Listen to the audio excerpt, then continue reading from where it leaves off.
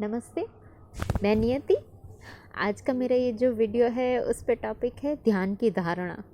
हाँ, ध्यान की धारणा मेरे जीवन में कैसे थी और वो कैसे धारणाएं टूटी और कैसे मैं ध्यान को अब समझती हूँ या दूसरे इंसानों के लिए ध्यान का किस तरह से महत्व होता है वो मैं अब समझ पा रही हूँ।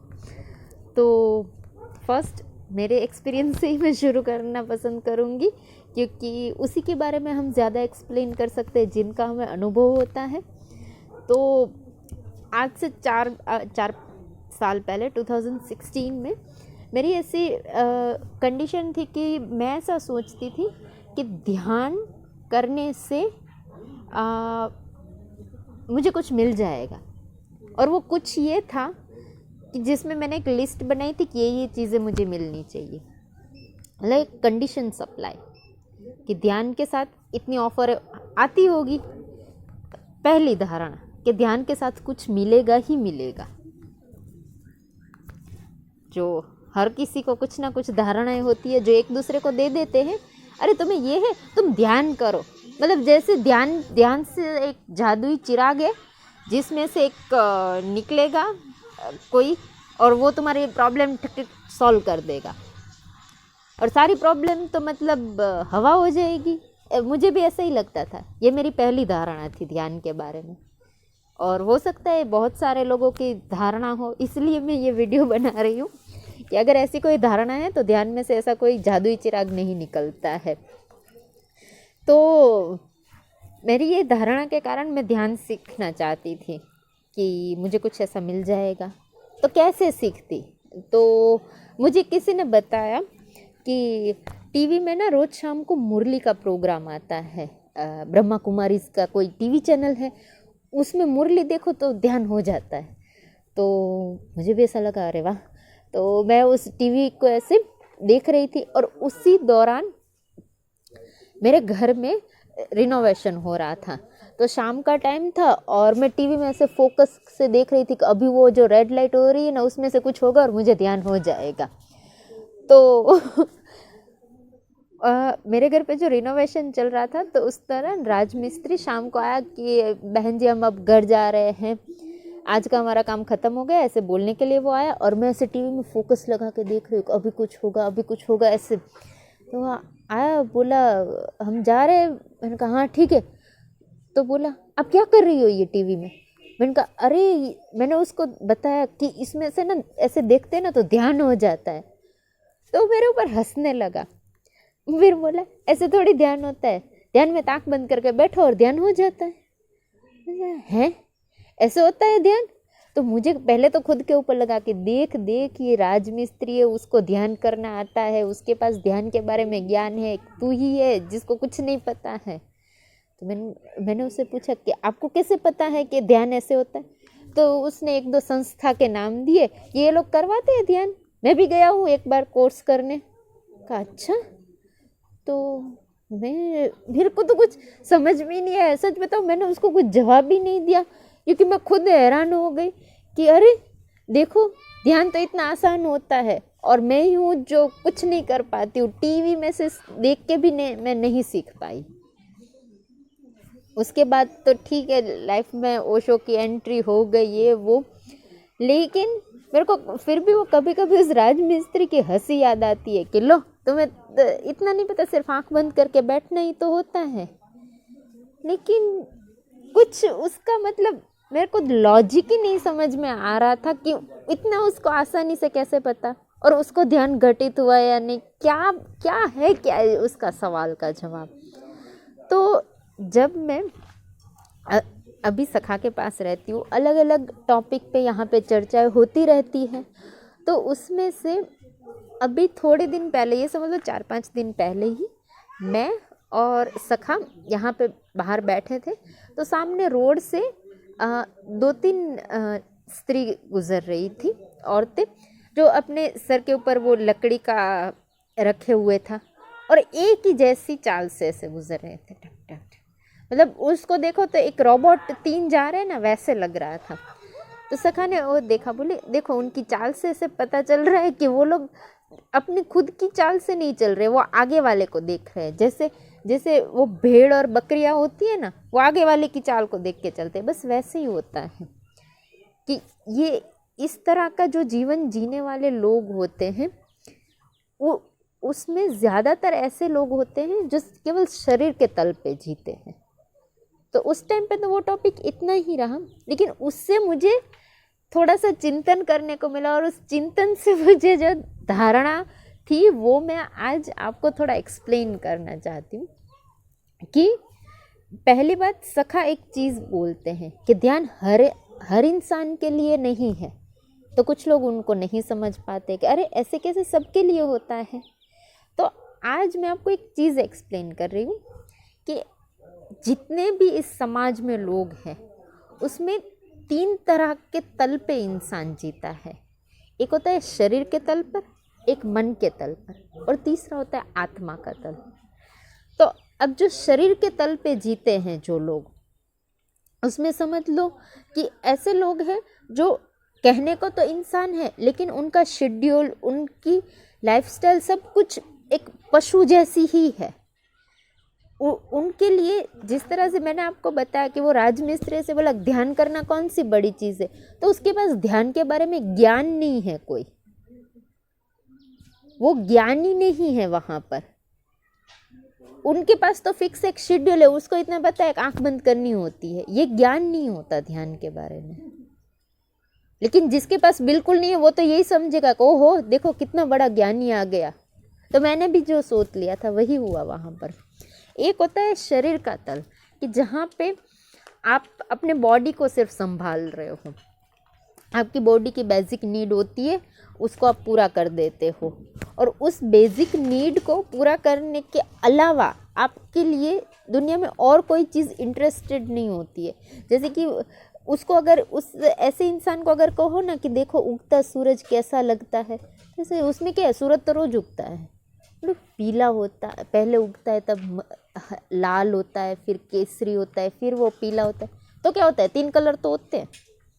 नॉट मतलब समथिंग न्यू फील, उनके लिए ये कोई चीज़ मैटर नहीं करती है।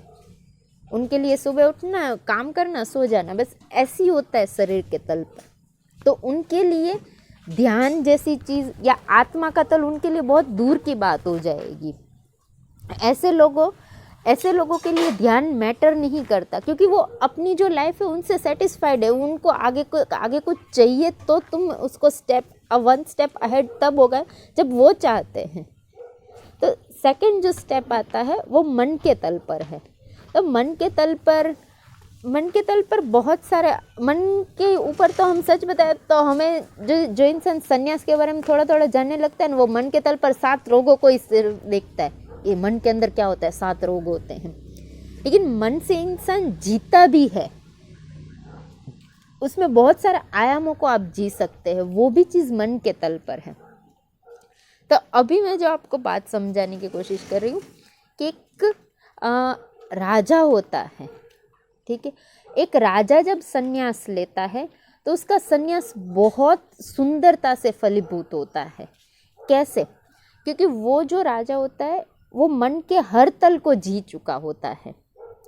जैसे वो एक राजकुमार है, तो राजकुमार है वो बचपन से ही उनकी लाइफ देखो तो बहुत लग्जरी होती है, कि उसको हर तरह से खान पान में, रहन सहन में, हर चीज़ से लग्जरी दी जाती है। तो जिस लोभ की या कम पैसों में जीने की जो आदत इंसान के अंदर एक लोभ पैदा होता है, वो वहाँ पे संभावना बहुत कम होती है। तो वो लोभ से बहुत जल्द जब चाहे तब मुक्त हो सकता है। ये सारी जो सिचुएशन मैं बता रही हूँ वो संभवित है। हर राजा सन्यासी बन जाएगा ऐसी बात यहाँ पर नहीं है। फिर आगे जो उनके बात आती है कि वो गुरुकुल में जाता है, वहाँ उनको ज्ञान दिया जाता है तो वो ज्ञानी हो जाता है। फिर उससे आगे की जब बात चलती है तो वो काम से मुक्त हो सकता है, इसलिए क्योंकि एक राजा होता है, उसके पास वो स्त्री को भोगता है। तो वहाँ पे मैटर नहीं करता कि वो वेश्या के साथ टाइम अपना स्पेंड कर रहा है, वही मैटर करता है। उसकी पत्नी के साथ भी टाइम स्पेंड करना स्त्री को भोगना ही हुआ। काम, क्रोध, लोभ, मोह, तो जब वो राजा बनता है तो वो अहंकार को भी वो एक फेस करता है। अहंकार को फेस करने के साथ साथ एक उसके अंदर करुणा भी जन्मती है कि वो दूसरों लोगों के लिए जी रहा है, अपने प्रजा के लिए अलग अलग चीज़ें करता है, तो वो दान करता है। तो जो 7 रोग है उसमें से बहुत सारे आयामों को वो संपूर्ण तरीके से जी लेता है। तो तब जाके अब ये चीज़ होती है कि ये होता है मन का तल।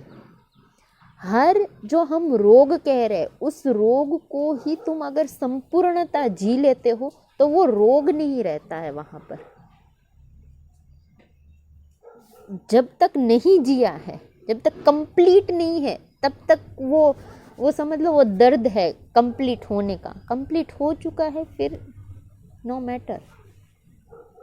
तो तब जब ऐसी सिचुएशन में इंसान जब मन के तल पर बहुत जी लेता है, तब कोई महावीर, कोई बुद्ध, कोई जनक संन्यास को जीता है।